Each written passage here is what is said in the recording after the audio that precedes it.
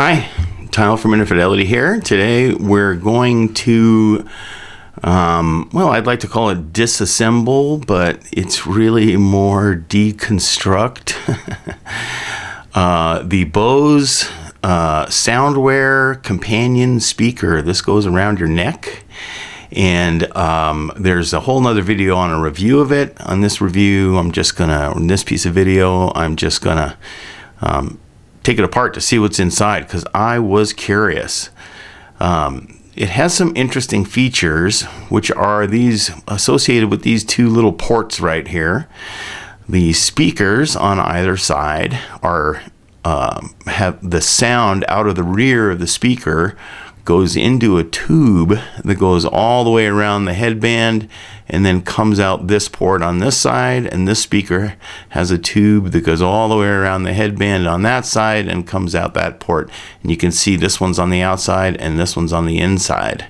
So the reason for this tube is to improve the bass response. They call it a waveguide.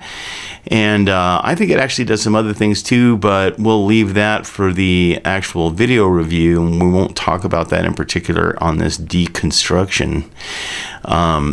But in the patents, they also had some stuff about acoustic tubes down in this part as well. In the patent, there's all sorts of different things that they put in there. I'm sure because they want to cover as much ground as they can. But so that's why I wanted to open them up and see really what was inside. Just to point out the outside bits, there's two metal grills here, and these are where the main speakers are. There's some perforations here, and that's for the microphone, for when you're using it as a headset. And on the rear part here, there's a power connector, a USB connector.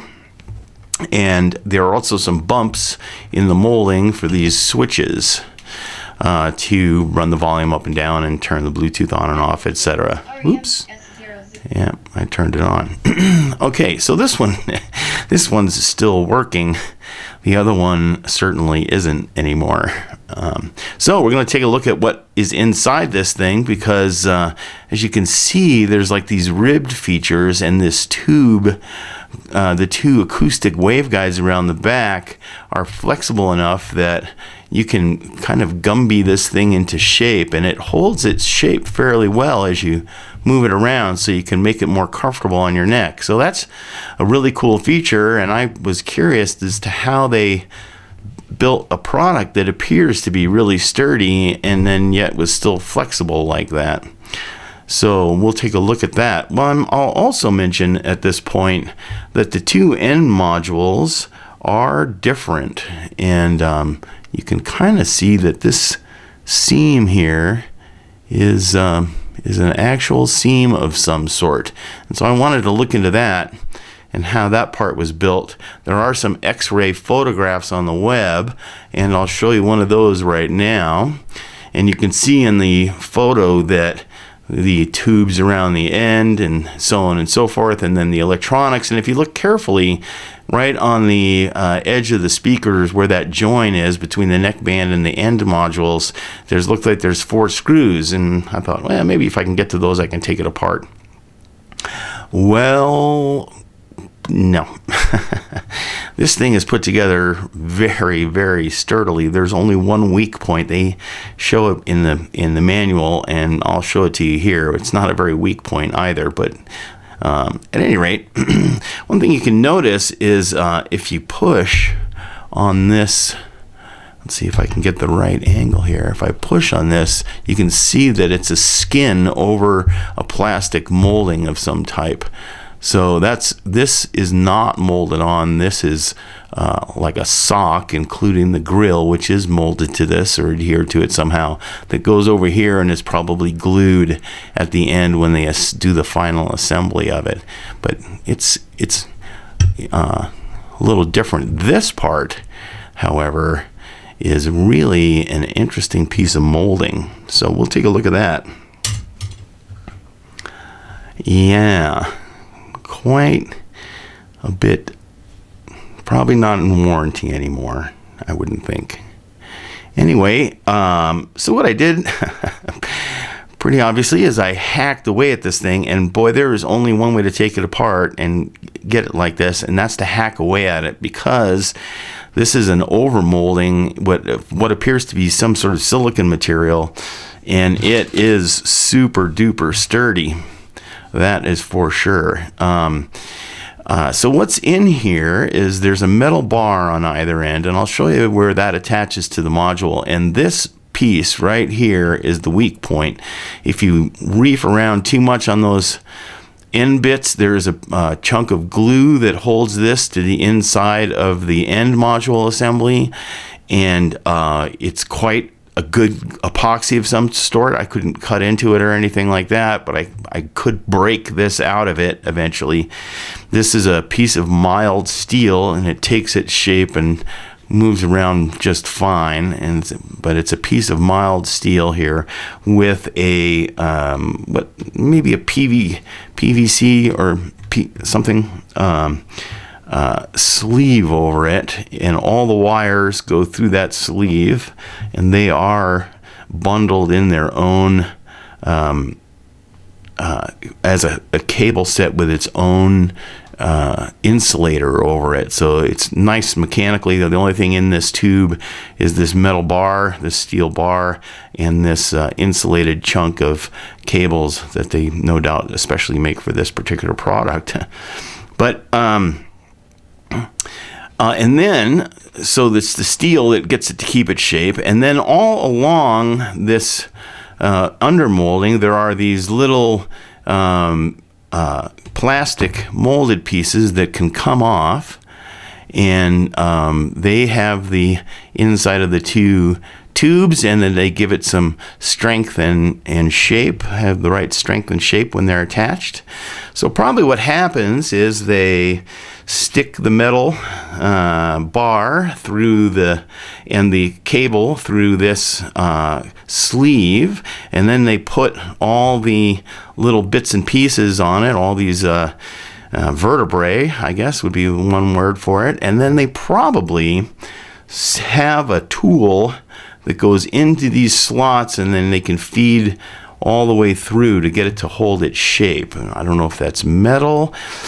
This is flexible enough that it might come out if it was metal, but I don't know what it is. And interestingly, and you really probably can't see it, but inside of each of these vertebrae, it is still molded over. There is still a little layer of the silicon material, which is pretty amazing to me that they get the pieces to stay in place that well. You can see that maybe that I can pull out a little piece of molding inside. So the silicon molding does get inside, and these babies, when I had to cut this free here, I really had to shave around it to get as much of the silicon overmolding material as I possibly could. But anyway, I thought that was pretty darn cool. So that's how that works. Now the end bit, the little metal end hooky bit, we'll get this part now. Now at this part, I've already taken these things completely apart. So the metal bit end goes through here, and then as you can see on this one, here's the port for this would be the left side.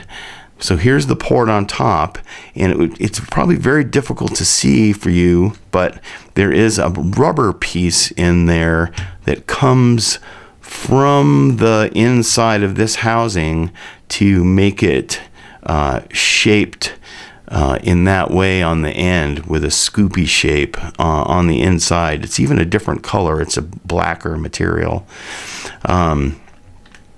At any rate, and then if we open up this side, so I've got this left side open.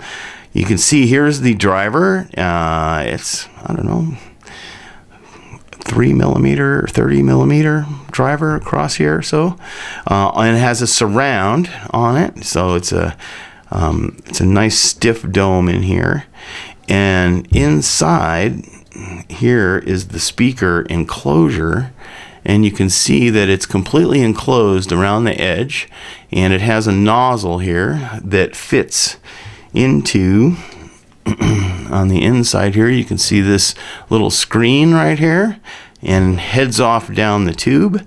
And then here's that blob of glue that I mentioned, and it's really stiff and hard. It didn't break at all. The end of the metal just kind of sucked out of it when I pulled it out there, but that's what holds the metal on. And then here's the 4 screws that attach it to the other piece, and these screws are in such a way that I think they have to screw this module on prior to putting all the electronics in there, because the speaker gets in the way of the screwdriver, and I don't think even if they had a special screwdriver they'd be able to put it on there. So I think it gets assembled in this enclosure with it when it's already attached to the neck piece. Anyway, so I thought that was pretty cool, and the patent showed that sometimes they have a bunch of stuff going on in here. That's obviously not the case. There's only the 2 acoustic waveguides through the neck. You really can't see it, but down in here there's a little patch where that little scoopy rubber piece over there is from. So this is as I say, it's not screwed together right now. So here is the left side, and that is the little rubber piece. Well, I'll start with this first. This is the USB connector right here, and it mounts to a little flexible circuit board. There we go. And you can see I'm pulling out a whole bunch of other circuitry over here.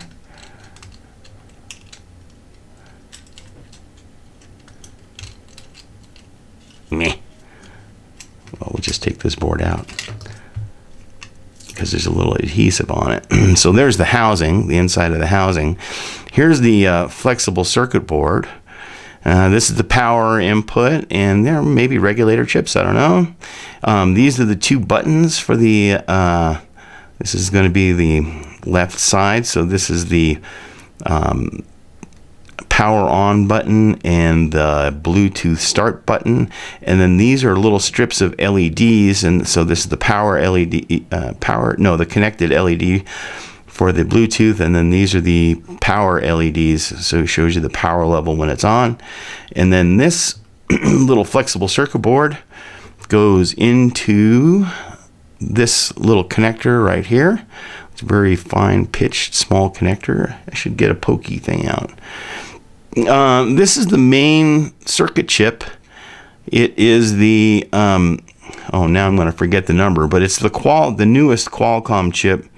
And I'll put the number up on the screen here, there'll be a link to the data sheet, and I don't have glasses on, so I can't see it, and I don't remember the number, but it's the newest one. It's the same one that's in the NAD and PSB new headsets that they just came out with. It's got dual processor, or it's got a bunch of stuff on it. I'll put a link to the data sheet in there, but it's got DSP and D to A converters, has 6 inputs for microphones, has the ability to do digital noise canceling, and has the ability to do all sorts of DSP like stuff. At any rate, it's only using 1 microphone here that I could find, so there's no other microphones in the system, just the voice microphone. At any rate, so that's the circuit board that goes on this side. And here's the other module from the right hand side. And of course, that's the big old battery right there. And then this is the haptic vibration transducer. So it's the one that makes it vibrate on your neck when you got the speaker turned off. And then there's a little circuit board in the side here with the volume up and down buttons and so on and so forth. And various stuff on this side. Don't know what it is. It's all too small. Probably maybe the amplifiers are on this side. So this may be, there's a lot of, this may be the amplifiers for the two speakers. Plenty of wires there to go back and forth through the sides. So this side's probably digital, and that side's probably the analog amplifiers. I'll note that this right here is probably the RF transmitter, a coupling cap, or an amplifier, and then this is probably the antenna for the Bluetooth that's coming off that chip. Okay, so this is the one where I took apart this driver. I can tell you that it is glued in there like crazy. So this stuff was really well built. I mean, it was a very nice little bit of construction here. And so when I took it apart, it was really a damaging experience for the housing.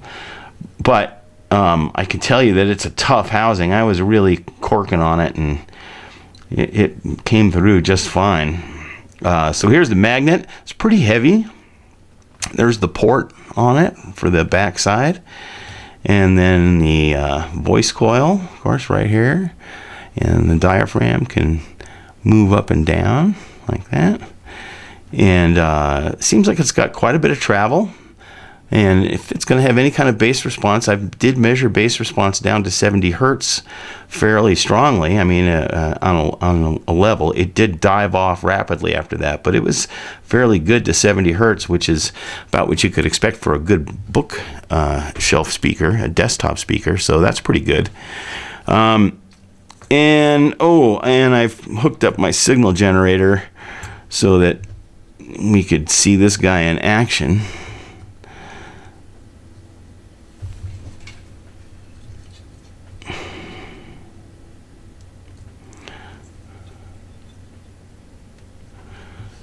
All right.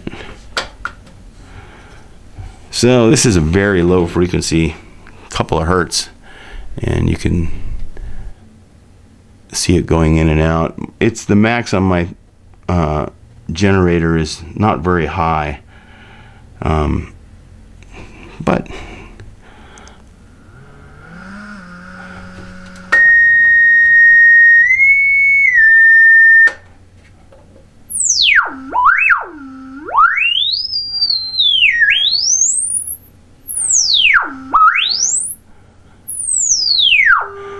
so it puts out a good bit of juice. Seems like it's got quite a bit of travel. That's a pretty long voice coil, pretty thick magnet in there. I haven't tried to get the magnet out. Oh, well, I guess I did, I guess. But I mean, the magnet in here out. Well, that's probably stuck in there pretty good. So this is the inside part's the magnet, and the outside bit is just the outer pole piece. So it's a piece of permeable metal of some type or other, and the gap is fairly big, so it can wobble around in there without being bashing into it. So looks like it's a pretty sturdy little driver to me, actually. So there you have it, the deconstruction of a Bose SoundWear companion speaker, and you can take it from me. It's built pretty tough. I had to really work at it to take it apart, and it's not waterproof, but it's certainly sweat proof and really nicely built. All right, we'll see you guys next time.